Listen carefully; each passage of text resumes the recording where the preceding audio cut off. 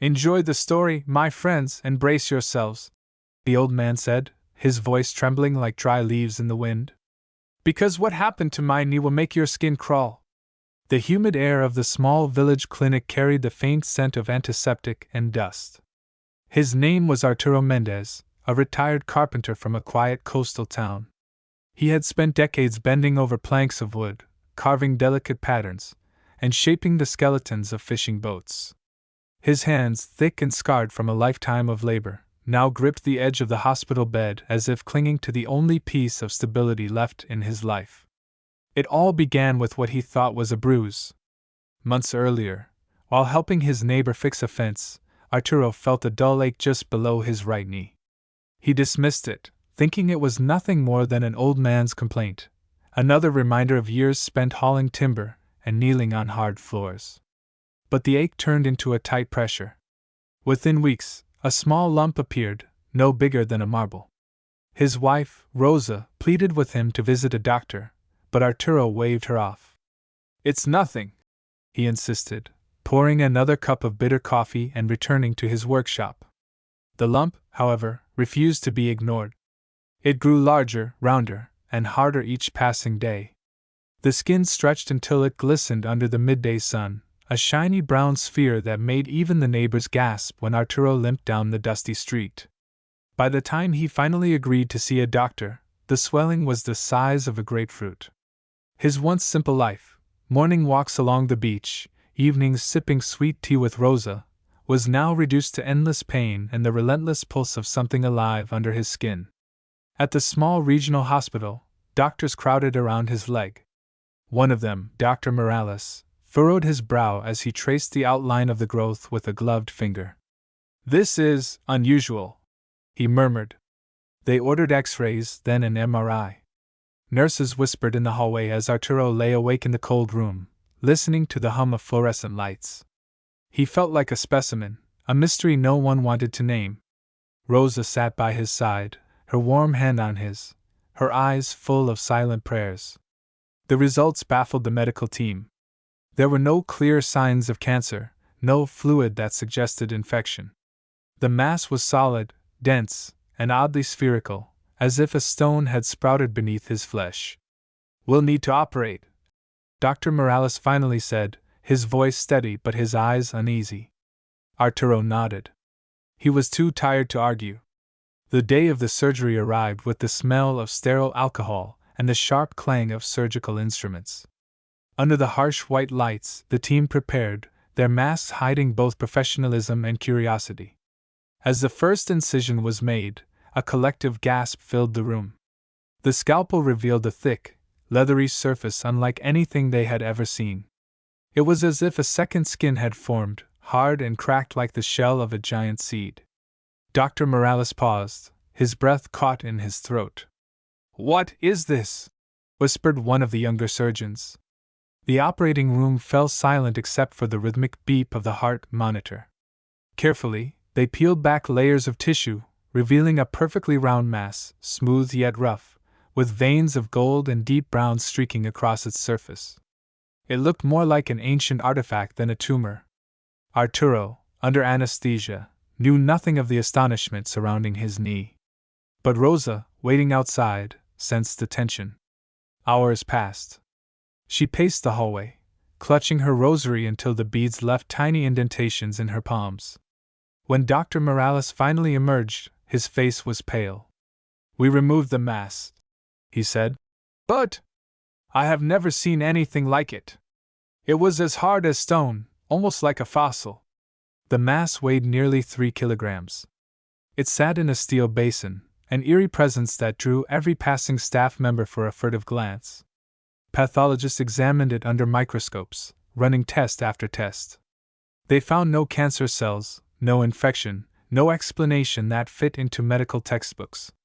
"It's like the body decided to grow a stone," one of them muttered. As Arturo recovered, his pain began to fade, replaced by a quiet wonder. The stitches itched, but his relief was immense. Rosa wept when she saw him sitting upright, the monstrous bulge finally gone. Neighbors visited with gifts of soup and bread, whispering prayers of thanks. Yet the mystery lingered. Journalists heard rumors of the man with the stone knee and came to the hospital, their cameras flashing, their questions unending. Arturo, shy and soft spoken, simply said, "I'm just happy to walk again."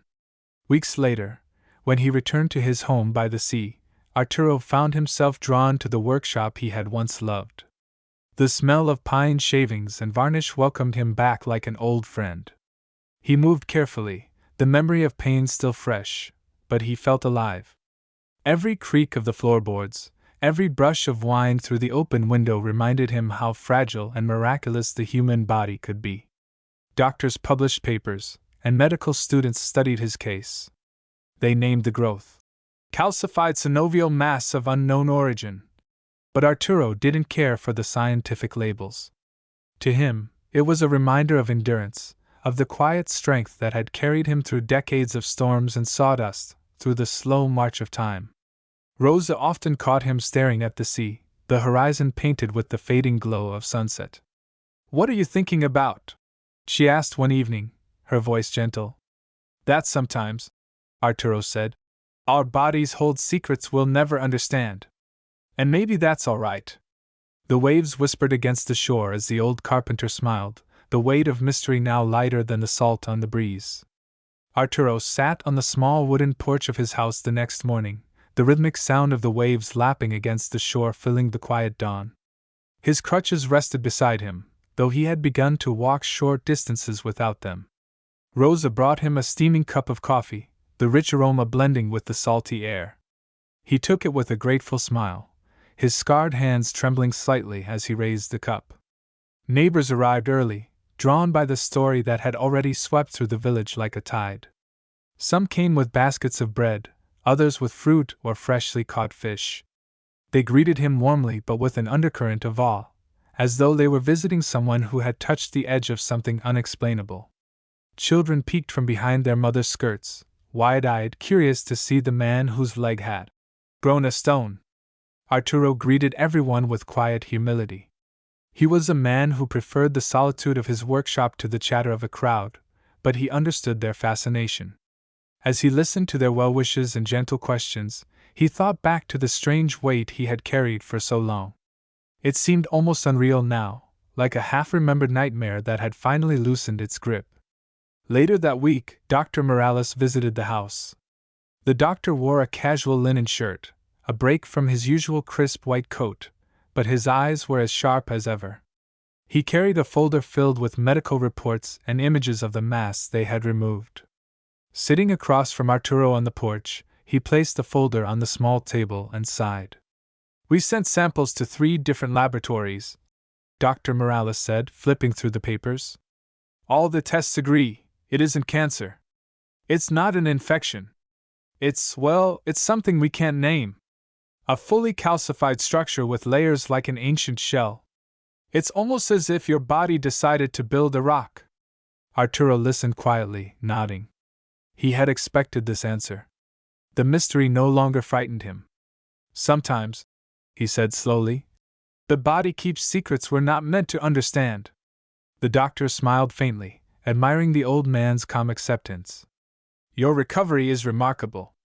You're healing faster than most men half your age. Just keep the wound clean and come to the clinic for regular checkups."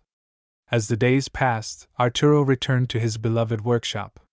The scent of pine and sawdust filled the air as he carefully planed a piece of cedar. His hands, though stiff from years of labor, remembered every motion. Each stroke of the plane across the wood was a meditation, a reminder of the simple joys that had defined his life long before the strange growth.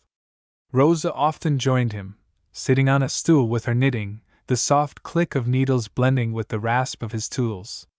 Sometimes they spoke in low voices about the neighbors' visits, the endless questions from curious strangers, or the articles that had appeared in regional newspapers. Sometimes they simply sat in comfortable silence, sharing the gentle music of their years together. Despite his calm exterior, Arturo occasionally woke at night, the memory of the surgery flashing through his mind. He would recall the cold of the operating room, the blinding lights, the quiet gasp of the doctors as they uncovered the mass. He wondered what it had meant, if anything at all. But each time, Rosa's steady breathing beside him brought him back to the present, and he would close his eyes, letting the sound of the ocean lull him into sleep. One afternoon, a young medical student named Camila came to visit. She carried a small notebook and a camera, her eyes bright with curiosity and respect. She introduced herself with a warm smile. "Senor Mendez, your case is being discussed in my university. I wanted to hear your story directly, if you don't mind." Arturo welcomed her with quiet grace, offering a seat on the porch. As she listened, he recounted the slow progression of pain, the disbelief, the surgery. Camila took careful notes, occasionally glancing up to meet his gaze. "Your strength is inspiring," she said softly. "Not many people would handle something so strange with such calm." Arturo chuckled. "When you've lived as long as I have, you learn that life rarely makes sense. You just keep walking." Camila smiled, closing her notebook. "I think your story will help others, patients who face the unknown. It teaches patience and courage." After she left, Arturo watched the sun sink toward the horizon, the sky painted in hues of gold and crimson. He felt a quiet satisfaction knowing that his ordeal might offer comfort to someone else. Rosa came to sit beside him, resting her head on his shoulder. "You've become a kind of legend," she teased gently. "I'm just a man with a scar," he replied, his voice low but warm. "A man who got a second chance to walk along the beach with the woman he loves." As night fell, the couple remained on the porch, the sound of the waves a steady heartbeat in the darkness. Arturo's knee ached faintly, but it was a familiar ache now, no longer ominous.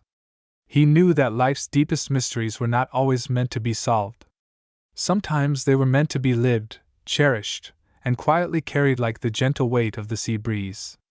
The following morning the horizon glowed pale rose, and Arturo rose before the sun as he often did in the days before pain slowed him. The sea air felt cool and clean, and for the first time in months he stretched his leg without the memory of that heavy, alien lump. He walked slowly down the narrow path toward the water, a cane in one hand more for habit than need. Each step on the damp sand carried the quiet rhythm of gratitude. Rosa followed a few minutes later, shawl draped over her shoulders. She watched her husband's careful steps and felt a swelling pride she could not quite name. "The tide is gentle today," she said softly when she reached him. Arturo nodded and took her hand. They stood together as the waves rolled in, small whitecaps flashing silver under the early light. By mid-morning a knock sounded at their door. It was Mateo, a fisherman who had known Arturo since boyhood. "Old friend," Mateo said with a grin. "The market is buzzing with your name. People from the next town want to meet the man with the stone knee." He placed a small bundle of freshly caught shrimp on the table and poured them both a cup of strong coffee.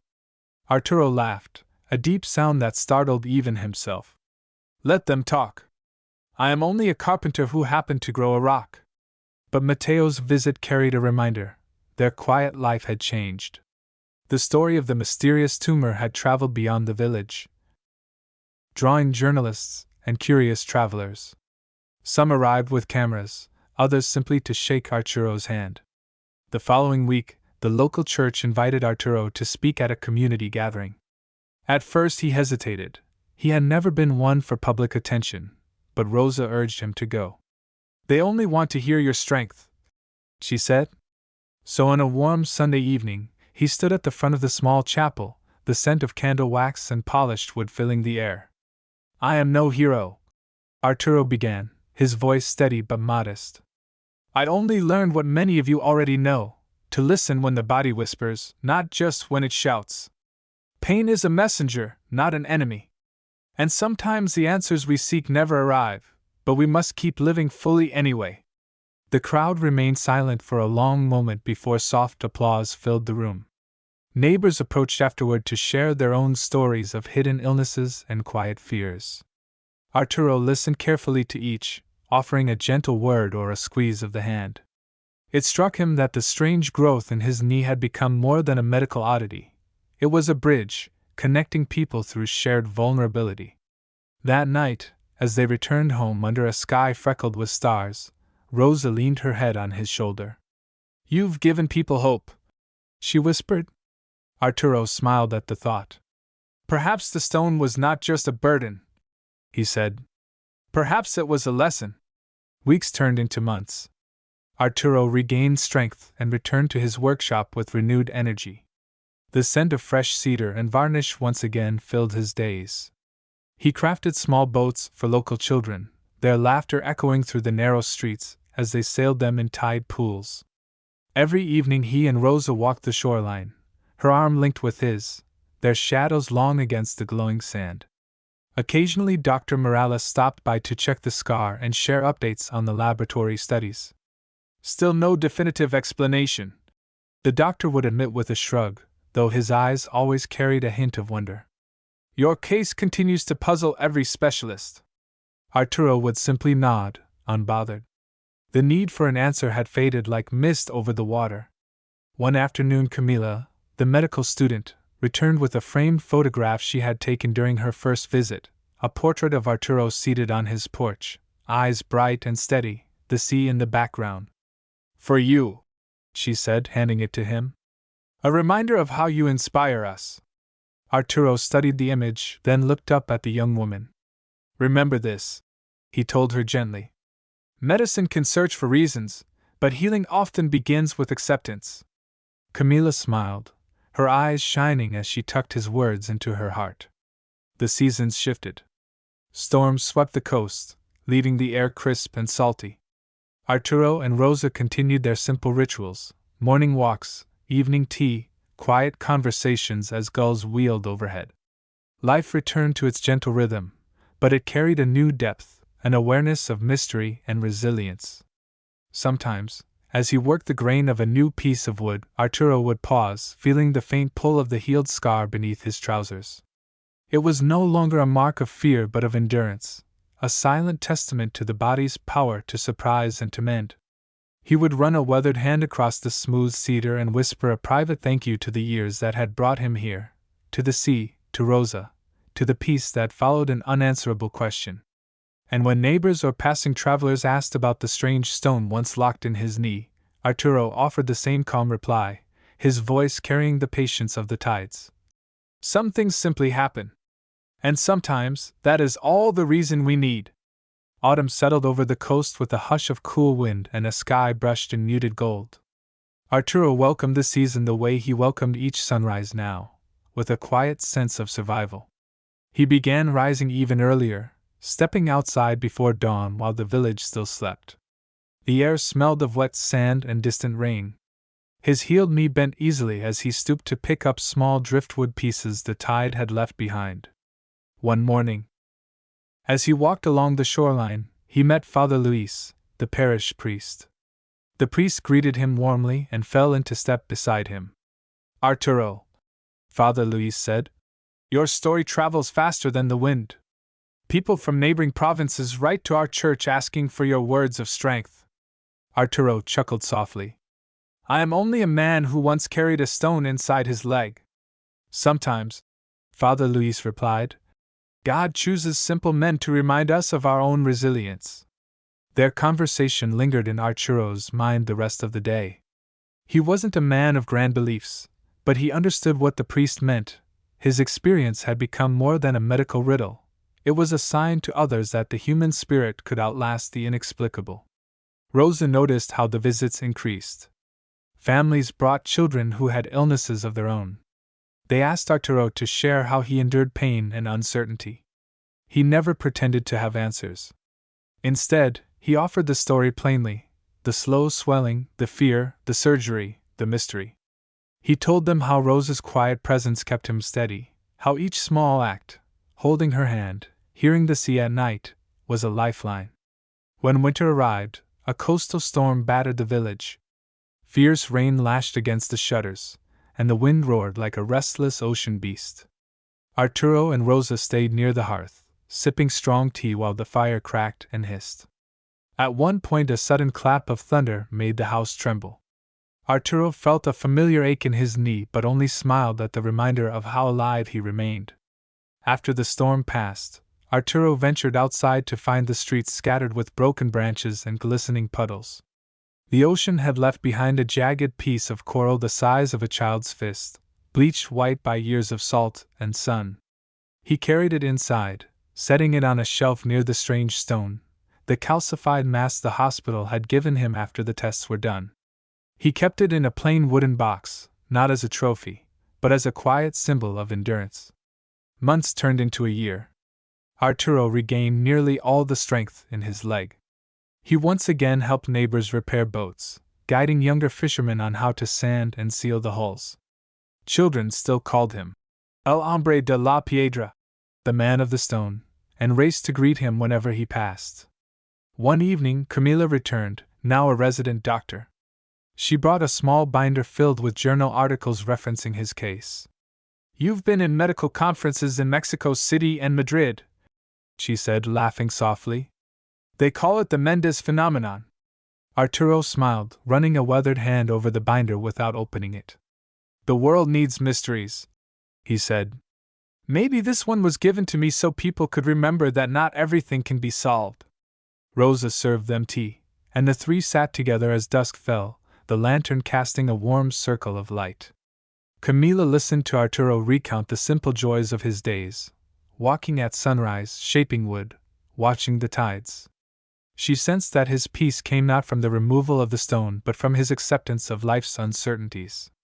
Later, after Camila left, Arturo and Rosa stood by the window. Stars shimmered above the dark sea. Rosa touched his scar gently through the fabric of his trousers. "Does it hurt tonight?" she asked.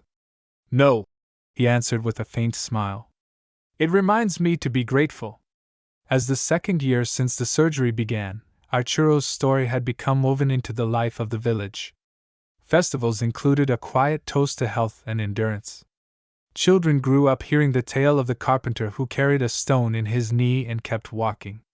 Travelers arrived from distant places to meet him, and he welcomed them with the same humble grace, offering a seat, a cup of coffee, and the wisdom of a man who knew that some truths lived beyond explanation. Through it all, the ocean remained his constant companion, its tides a steady heartbeat, its endless horizon a reminder that life's greatest mysteries were as natural as the sea itself. And each morning, as Arturo and Rosa walked hand in hand along the damp sand, he felt the soft pull of the healed scar and whispered to the wind a simple prayer of thanks for every step, every breath, every quiet miracle of an ordinary day. Spring returned with a gentle salt breeze, and Arturo greeted it the same way he now greeted every season, with quiet appreciation for the ordinary. He rose early, long before the fishing boats left the bay, and stretched his leg in the cool morning air. The scar below his knee had faded to a pale silver line, a soft reminder of the stone that once lived there. Rosa watched him from the doorway, her shawl drawn tight against the lingering chill. "You move like a man half your age," she said with a small smile. Arturo laughed, the sound carried off by the wind. "The sea keeps me young," he replied, stepping carefully onto the sand. Together they walked the shoreline, gulls wheeling above them, their calls echoing across the water. News of Arturo's remarkable recovery continued to ripple far beyond the village. A well-known medical journalist from the capital, Mariana Cruz, arrived one afternoon with a small team and a camera. She had read the published case reports but wanted the story in Arturo's own words. "I'm not a man of science," Arturo told her as they sat on the porch, the smell of varnished wood surrounding them. "But I know patience, and I know pain. And I learned that we do not need to understand everything to keep living." Mariana filmed quietly, letting his voice carry the rhythm of the waves behind them. "Many people will find comfort in your words," she said when the interview ended. "They'll see that fear can be faced without anger." After the crew left, Rosa brought out fresh bread and honey. They ate in companionable silence, listening to the soft hum of the sea. Later that month, Arturo received a letter from a hospital in Madrid. Doctors there invited him to speak at a symposium on rare medical phenomena. The idea of traveling across the ocean at his age made him pause, but Rosa squeezed his hand. "They want to hear from you," she said, "and I will be by your side." The journey to Spain became their first adventure abroad. On the flight, Arturo gazed at the clouds and thought of the years he had spent bent over wood, never imagining he would fly so far. When they arrived in Madrid, the city greeted them with bright stone streets and the smell of roasted chestnuts. At the symposium, Arturo stood before a hall of physicians, researchers, and students. He told them the story as he always did, without embellishment, with a craftsman's steady honesty. "I am not a miracle," he said. "I am simply a man who listened when pain spoke and trusted those who could help." The audience responded with warm applause, but what touched Arturo most were the quiet conversations afterward. Young doctors eager to hear how he remained calm through uncertainty, patients who said his experience gave them courage to face their own diagnoses. When Arturo and Rosa returned home, the village welcomed them with music and laughter. Children ran along the dock, waving handmade signs that read Bienvenido, el hombre de la piedra dash.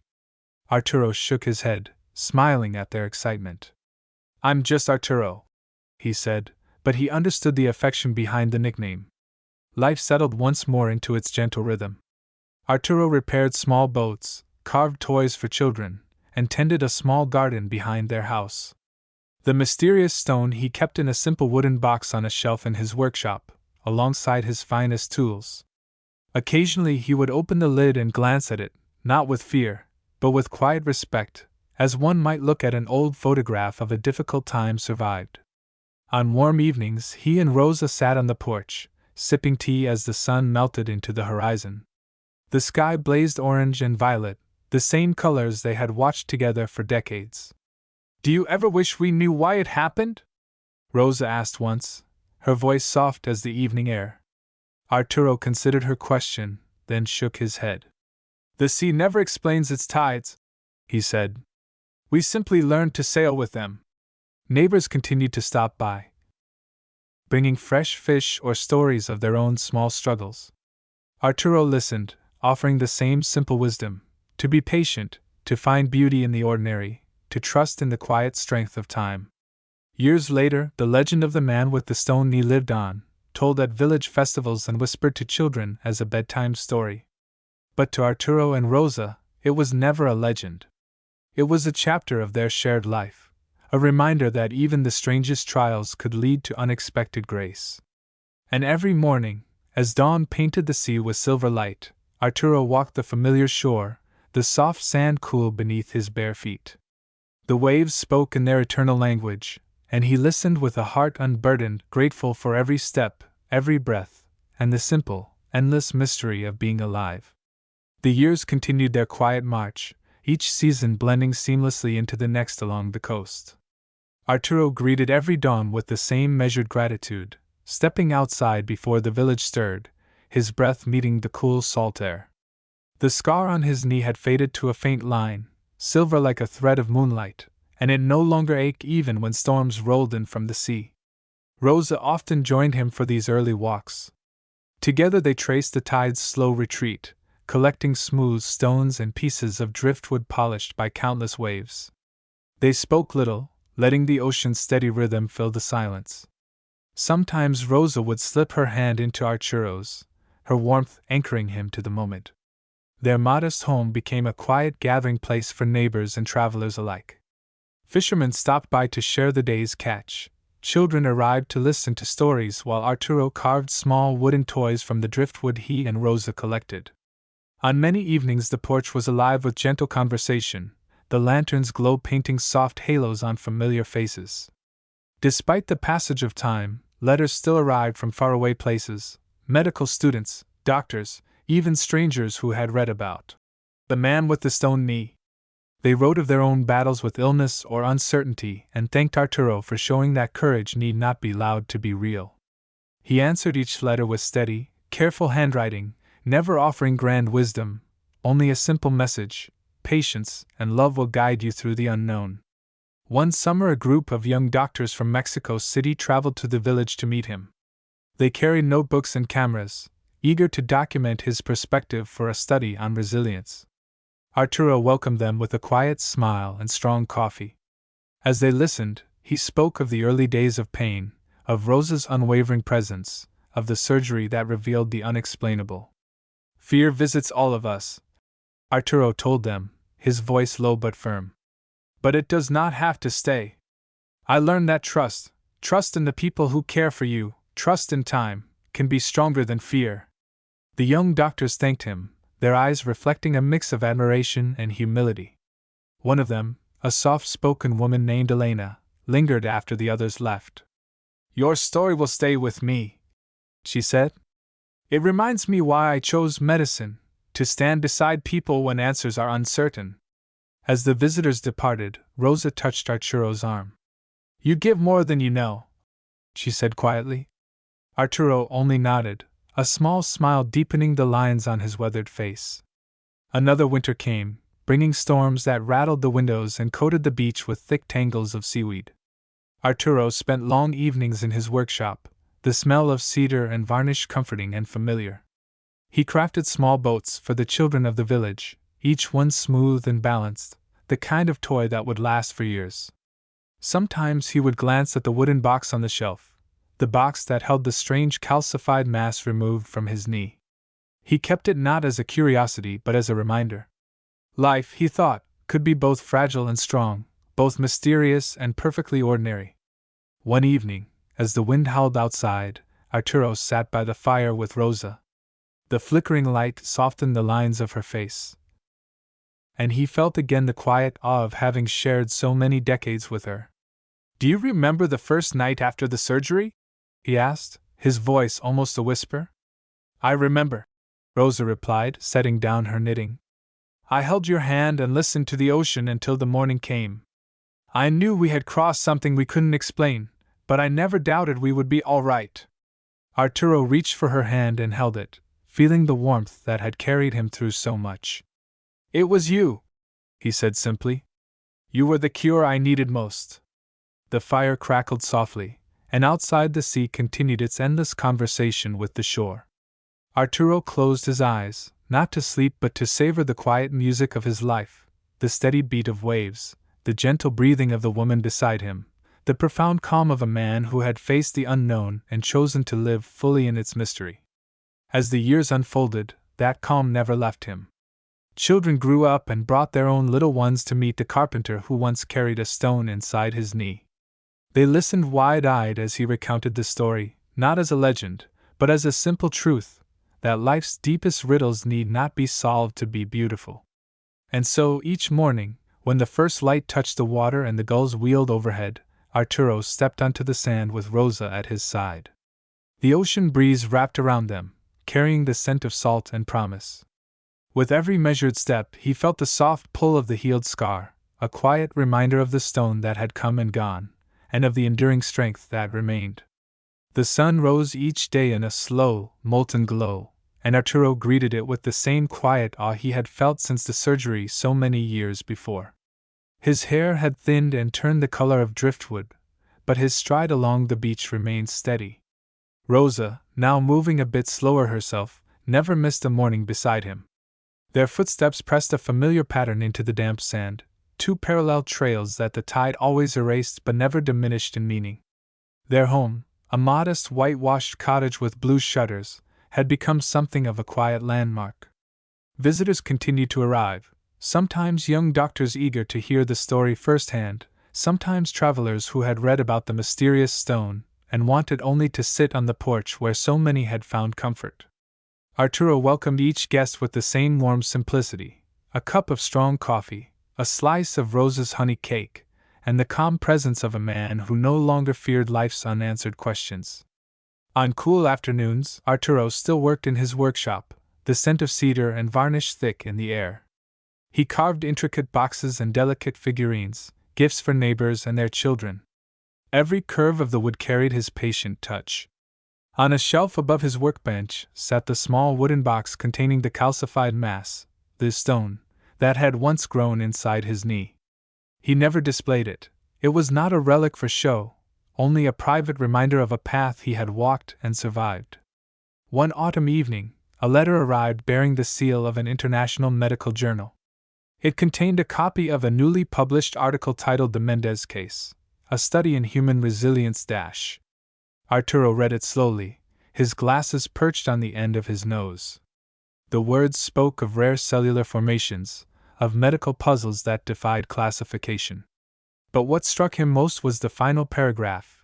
Beyond science, this case teaches us about endurance, humility, and the quiet courage found in ordinary lives. Arturo closed the letter with a soft smile and set it aside. As the years passed, the village children who had once listened wide-eyed to his story grew into adults. Some became fishermen, some teachers, a few even doctors. Whenever they visited, they still called him El Hombre de la Piedra, the man of the stone, and they brought their own children to hear the tale. Arturo would sit on the porch, the sea breeze carrying the smell of salt and pine, and tell it again, how a simple ache became a mystery, how patience and trust guided him through, and how love, steady and unyielding, had been the true cure. Rosa remained his steadfast companion, her laughter as bright as when they were young. In the evenings they shared quiet conversations by the fire. Sometimes she read aloud from old letters sent by people they had never met, patients facing illness, families searching for hope. Arturo listened, moved by how a single strange event in his life had touched so many others.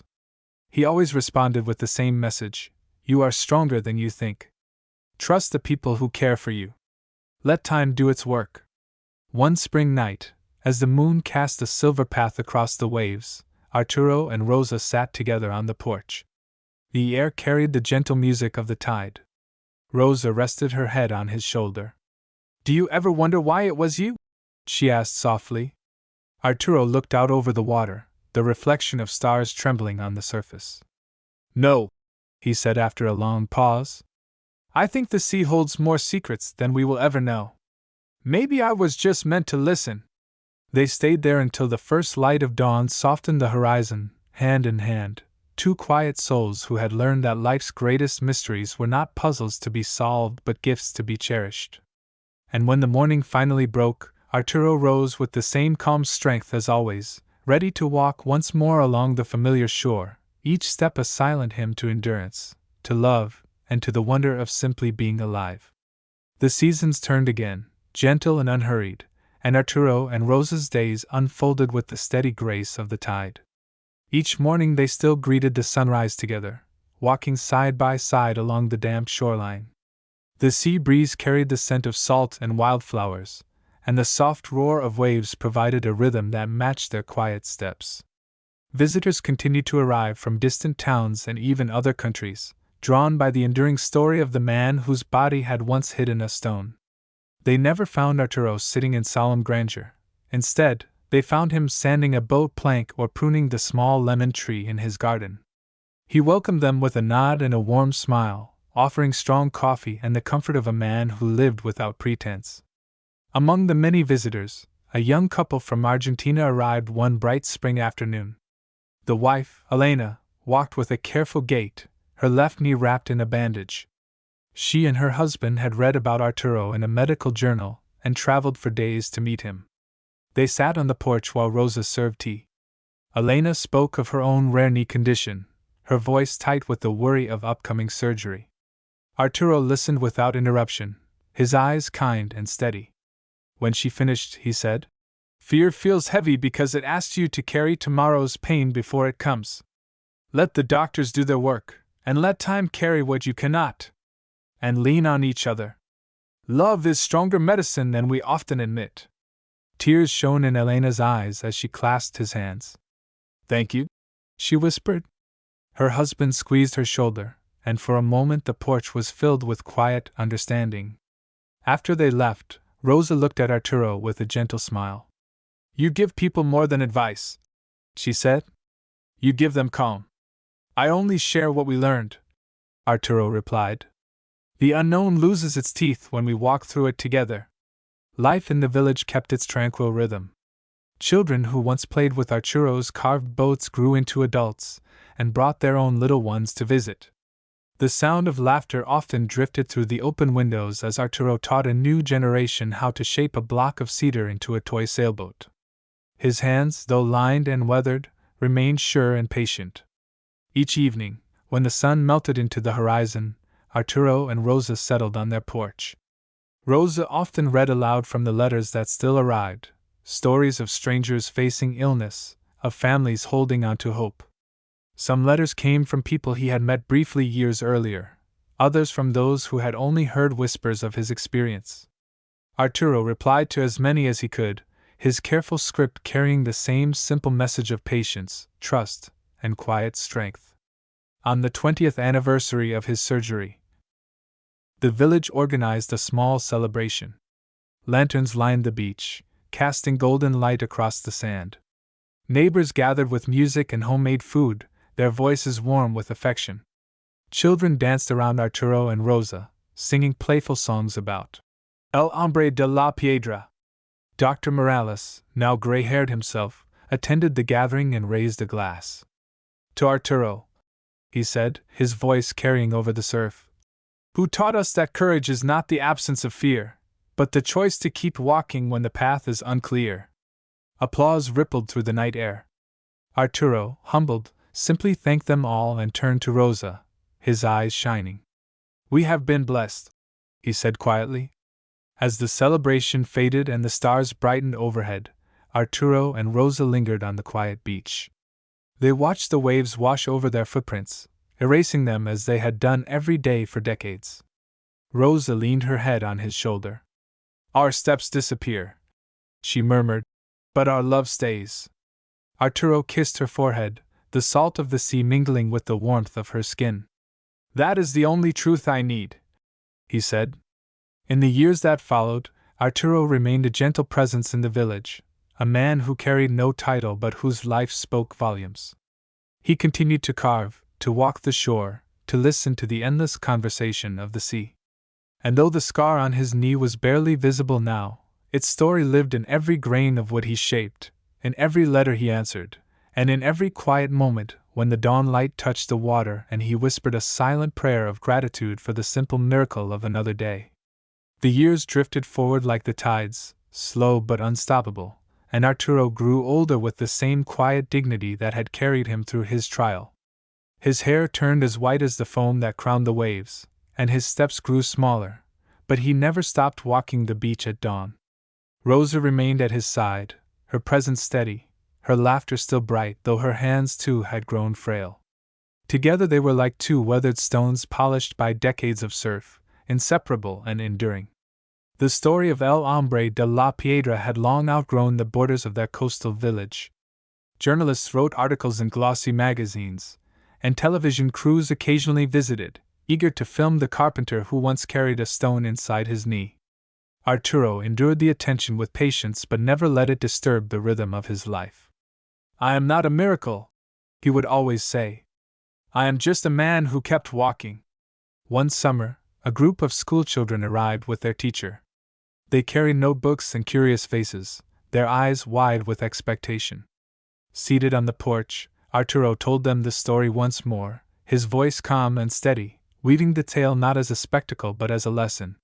He spoke of the first pain, of ignoring it too long, of Rosa's insistence that saved him, of the surgeon's astonishment, and of the long nights of recovery. The children listened in silence, then asked questions about fear, about pain, about hope. Arturo answered each one with gentle honesty. When they left, one boy lingered, handing Arturo a small drawing of the sea with two figures walking hand in hand. That's you and Senora Rosa, he explained shyly. Arturo felt his throat tighten as he accepted the paper. Gracias, hijo, he said softly, tucking the drawing into his workshop where it remained among his tools. As his body aged, Arturo began to spend more time sitting on the porch rather than working in the shop. Yet even then, his presence was felt throughout the village.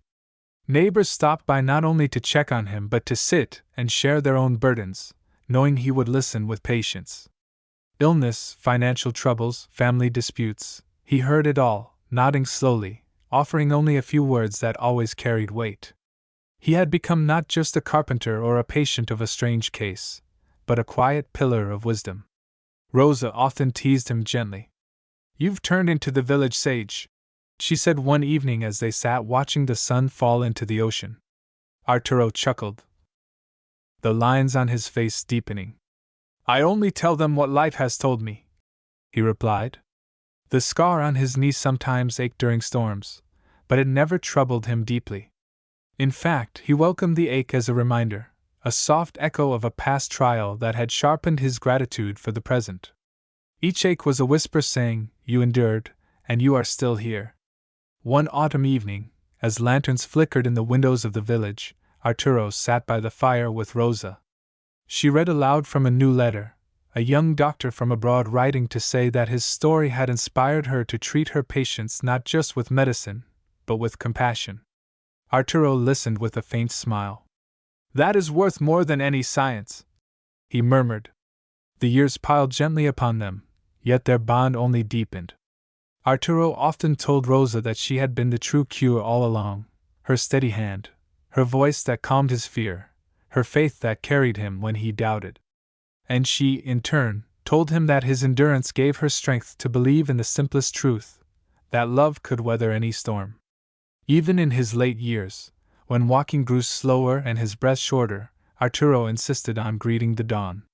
Villagers sometimes offered to accompany him, but he always preferred to walk only with Rosa, their steps side by side as the gulls wheeled overhead. The sea, ever constant, mirrored their constancy. The legend of the stone had become timeless, passed down as a story of mystery and resilience. But for Arturo, it was never about the stone, it was about the life that continued after, the mornings that still came, the love that never wavered. And so, as the waves broke softly on the shore and the horizon blushed with light, Arturo walked each day with Rosa at his side, the scar on his knee a silent testament not to pain, but to the grace of survival, the strength of patience, and the quiet miracle of enduring love.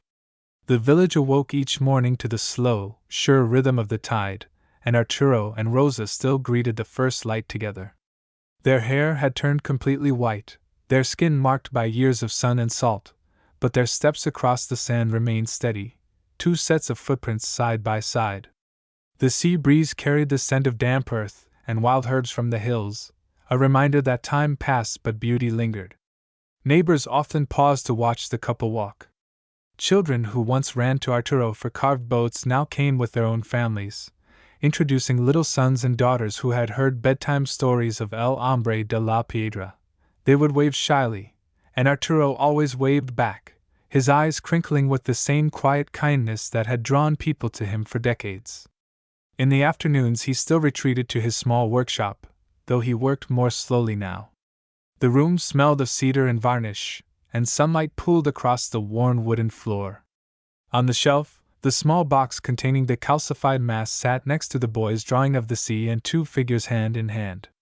Sometimes Arturo opened the lid and gazed at the stone for a moment, not as a curiosity but as a companion, a silent witness to the long journey of his life. Letters continued to arrive from distant places. A young surgeon from Chile wrote to say that Arturo's story had inspired a lecture on patient resilience. A family from Poland sent a photograph of their daughter holding a sign that read "Gracias, Señor Mendez after recovering from her own mysterious illness. Arturo answered each letter in his careful script, his words simple and steady: "Keep faith. Love those near you. Time will teach you what you need to know." One late summer evening, the villagers gathered on the beach for a festival of lanterns. Paper lights floated on the water, flickering like small stars as musicians played gentle guitar melodies. Dr. Morales, now retired but still sharp-eyed, approached Arturo and Rosa with a warm smile. "You've given us all more than you realize," he said, raising a glass of wine. "Your courage taught us to be humble before the mysteries we cannot name." Arturo nodded, his eyes reflecting the glow of the lanterns. "It was never courage," he replied quietly. "It was simply living the days as they came." As night deepened, children ran laughing along the shore, their lanterns trailing streaks of light across the dark waves. Rosa slipped her hand into Arturo's, and they watched in silence as the tide carried the tiny lights out toward the horizon. It reminded them of their own journey, how time moved forward, carrying memories like lanterns across the endless sea. Years passed in this gentle way. Arturo's hands grew weaker, and Rosa's hair shimmered like moonlight, but their mornings never changed. They continued their walks along the water, greeting fishermen as they set out at dawn. The ocean seemed to recognize them, its steady whisper echoing their unspoken gratitude. One crisp morning, a group of medical students arrived from a distant university. They had heard the story since childhood and wished to meet the man whose body once held a stone. Arturo welcomed them to the porch, offering coffee and the quiet wisdom of a man who had seen both mystery and peace. He told his tale not as a legend but as a reminder. Listen when your body speaks. Trust those who care for you. And never forget that love is the greatest healer of all.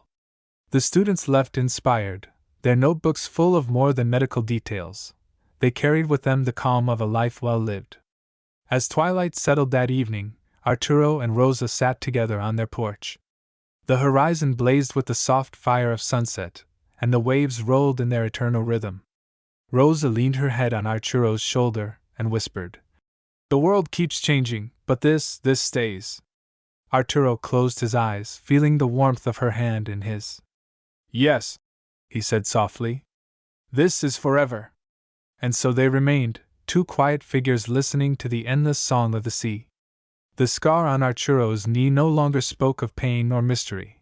It spoke only of endurance, of love that outlasts explanation, and of a life that had found its deepest meaning in the simple act of walking together through every dawn that time would allow. The ocean kept its steady song as the years unfolded, and Arturo and Rosa moved through life with the same quiet rhythm. Dawn still called them to the beach, though their steps had grown slower and their shoulders stooped with age. The first rays of sunlight painted their white hair in a soft glow, making them appear almost like two figures carved from the morning light itself. The village had changed around them. Children who once listened to Arturo's story had grown into adults with families of their own. New houses rose along the shore, painted in bright colors that caught the sun. Yet everyone, whether old resident or newcomer, knew of the elderly couple who walked the beach each morning, symbols of endurance and love. Neighbors often greeted them with warm smiles, and visiting travelers asked quietly if they might share a few words with the man who once carried a stone inside his knee. Arturo welcomed them all. He spoke without drama, describing the strange journey of his body and the greater journey of his heart. He told them about Rosa's unwavering presence, the long nights of uncertainty, and the way gratitude had reshaped every day after the surgery. Each time he ended with the same gentle truth. Life rarely explains itself, but it always offers beauty, even in mystery. His workshop remained a place of solace. Though his hands trembled now, Arturo continued to shape pieces of driftwood into small sculptures and boats, for children. The scent of cedar and the rasp of a carving knife brought him peace. On a high shelf sat the small wooden box holding the calcified mass, silent testimony to the trial that had long since passed. Next to it rested the drawing a little boy had once given him, faded but still vibrant in meaning. Rosa, too, found joy in the simple constancy of their life. She tended a small garden of herbs and flowers behind the house, the air often filled with the scent of basil and lavender. In the evenings she read aloud from the countless letters they still received. Some came from doctors who had studied Arturo's case. Others from strangers who found courage in his story. Each message carried gratitude and a reminder that their quiet lives had touched people far beyond the village. One spring, a university invited Arturo to speak via video call to a group of young medical students. He agreed, curious to see the faces of those who studied healing in a new era. Sitting on the porch with the sea as a backdrop, he told his story once again. The students listened intently, and when he finished, one asked, "What was the most important lesson you learned?" Arturo smiled and answered simply, "That love, steady, patient love, can heal more than any medicine." As the call ended, Rosa placed her hand over his. "You always know the heart of things," she whispered. Time continued its quiet work. Arturo's walks grew shorter, but he never stopped rising before dawn. On mornings when the tide was gentle, he and Rosa sat on a weathered bench by the shore, watching the horizon brighten. They spoke of memories, childhood games, the first time they met, the long years of work and laughter. Sometimes they sat in silence, letting the music of the waves fill the space between words. One evening, the village held a small gathering in their honor. Lanterns swayed in the sea breeze, casting warm circles of light. Friends and neighbors shared stories of how Arturo's calm presence had comforted them through their own hardships. Children, now grown, spoke of the carved boats and the wisdom he had offered. Dr. Morales, retired but still sharp-eyed, raised a glass and said, "Arturo and Rosa remind us that life's deepest meaning is found not in answers, but in how we love one another through the unknown." Arturo felt Rosa's hand squeeze his and replied, "We have only ever lived each day as it came. That is all any of us can do." Later, as the lanterns drifted across the dark water like stars, Arturo and Rosa lingered on the quiet beach. The night air smelled of salt and jasmine. Rosa rested her head on his shoulder, and they listened to the gentle roar of the tide. "Do you hear it?" Arturo asked softly. "The sea?" she said. "Yes," he replied, his voice low. "It sounds the same as when we were young. Some things never change." They stayed there until the moon climbed high, two silhouettes framed by the endless ocean. The scar on Arturo's knee, a faint silver line, was now only a whisper of the past. It carried no pain, only memory, and the quiet triumph of a life lived with grace. And as the waves rolled in and the stars shimmered above, Arturo and Rosa remained side by side, content in the profound simplicity of each breath, each heartbeat, each shared moment, proof that love and endurance outlast even the deepest mysteries of the human body and the vast, unending sea. The sea kept its patient rhythm, a soft percussion that marked every hour of Arturo and Rosa's long life together. Even as their steps grew shorter and their shoulders bent with the weight of years, they greeted each sunrise with the same devotion they had shown for decades. The sand beneath their feet was cool and smooth, the horizon a pale shimmer of gold that promised another day. Their village had changed in subtle ways. New families built bright houses along the coast, and the children of children once cradled in Arturo's arms now ran laughing along the tide pools. Yet everyone, old friends and newcomers alike, knew the elderly couple who still walked the beach hand in hand. People nodded respectfully, whispering to their children about the man who had once carried a stone inside his knee and kept walking.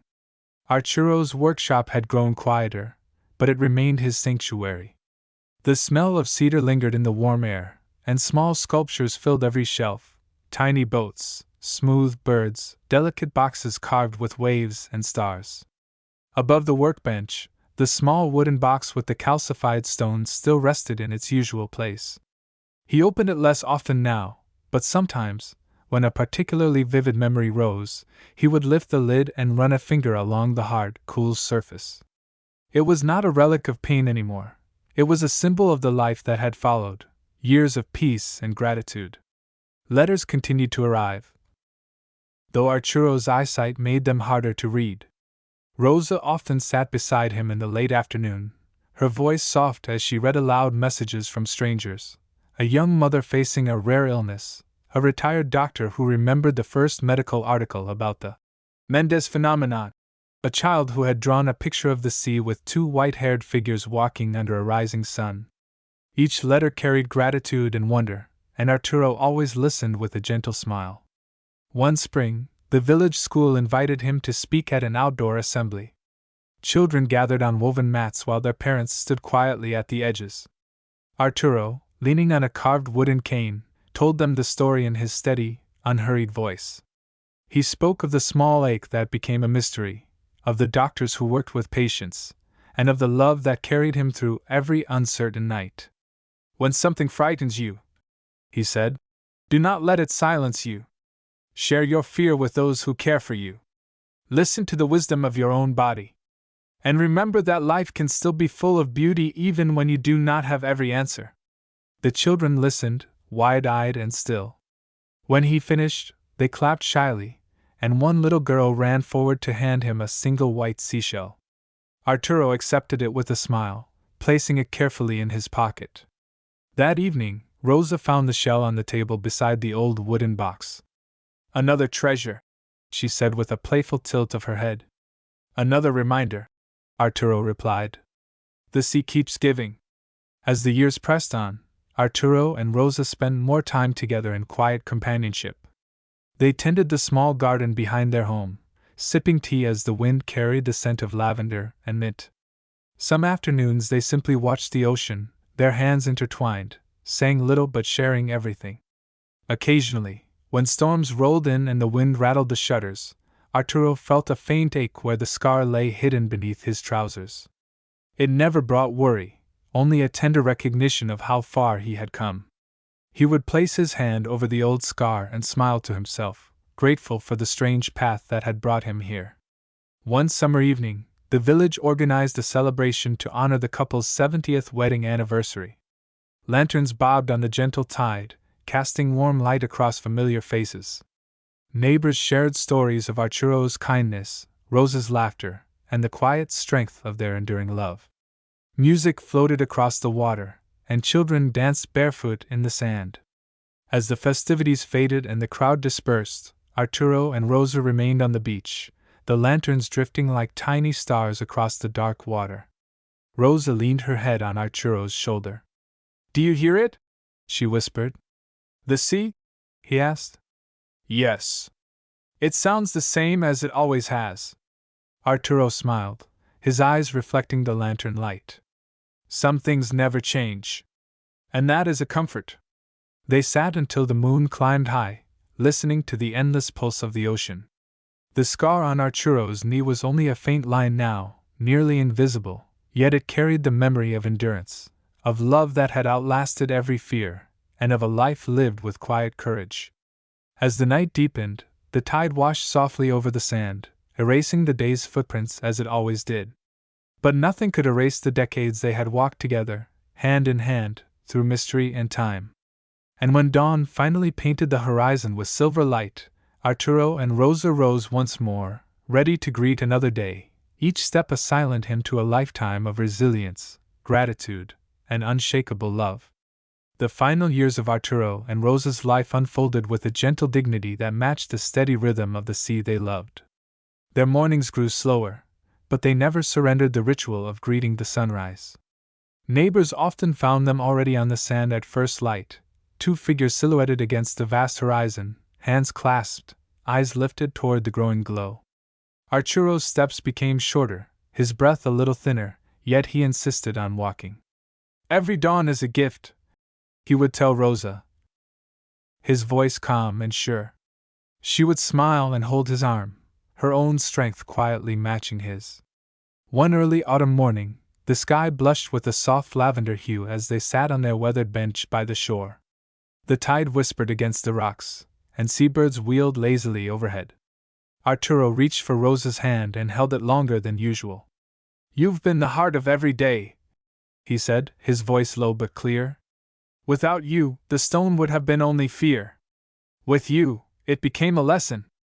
Rosa's eyes shone, tears bright in the morning light. "And you," she answered, "taught me that love is stronger than any mystery."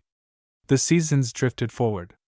Arturo spent more time in his workshop, carving simple shapes from driftwood, small boats, smooth hearts, quiet tokens for children and neighbors. Each piece carried the grain of a long life lived with patience. Above the bench, the small wooden box remained. Inside lay the calcified mass, a silent testament to the strange journey that had defined but never limited him. He opened it one last time, touched the cool surface, and closed it with a serene smile. When winter came, Arturo's body finally began to tire in earnest. On a calm evening, with a pale moon casting silver across the waves, he sat in his favorite chair by the window, Rosa's hand in his. The scent of salt and cedar filled the room. He looked at her and whispered, "The sea sounds the same as our first morning together." Rosa kissed his forehead, her voice soft and steady.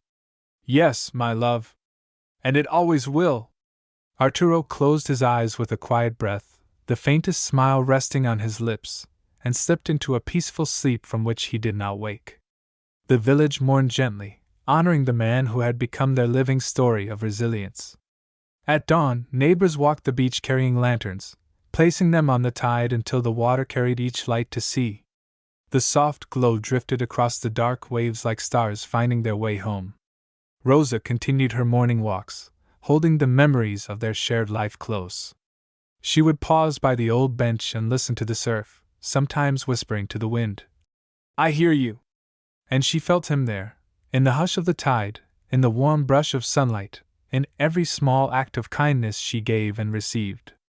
Years later, children still spoke of El Hombre de la Piedra dash, but those who truly knew the story understood that the stone was never the heart of it. The real legacy was love, patient, enduring, and stronger than any mystery the body or the world could hold.